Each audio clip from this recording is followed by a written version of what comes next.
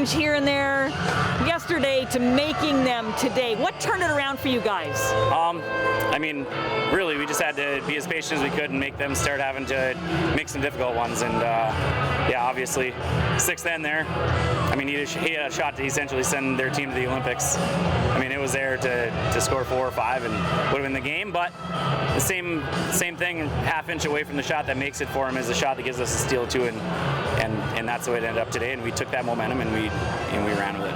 When you guys fell behind early today, how do you manage those emotions, John, and just make sure you stay on course? You know, we just had to talk about being patient. And, you know, we talked about, you know, in curling when, you know, a team starts with the hammer, you know, is where you're tied up and have the hammer.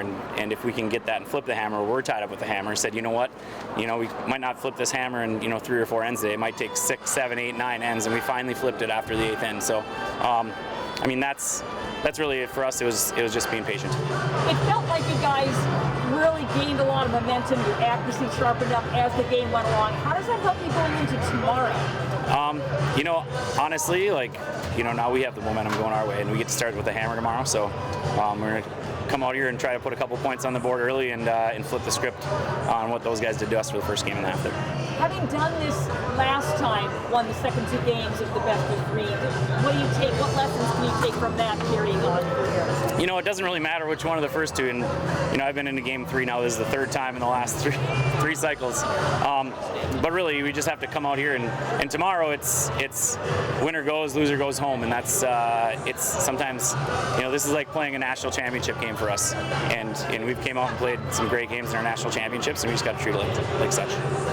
How much of a key is experience, the fact that you guys have been in these high-stakes competitions before? Well, I mean, it's insane that, you know, 7 of the 8 people that are on the ice playing out there were playing in this same series the last time we were here. So, I mean, yeah, experience, but we all have experience playing in these games. So, yeah, we're just going to, you know, come out here and have some fun tomorrow and hopefully come out on the right side. It's a really close game, really fine margins. Do you expect tomorrow's game is going to be more the same? Oh, absolutely. I mean, that's a great curling team that we're out there battling with. And, you know, there's plenty of times during that game where if you're on the wrong side of an inch where you know, they can win the game. But, you know, we're also one of those teams that if you're on the wrong side of the inch against us, we can just beat you. So, yeah, it should be a great battle.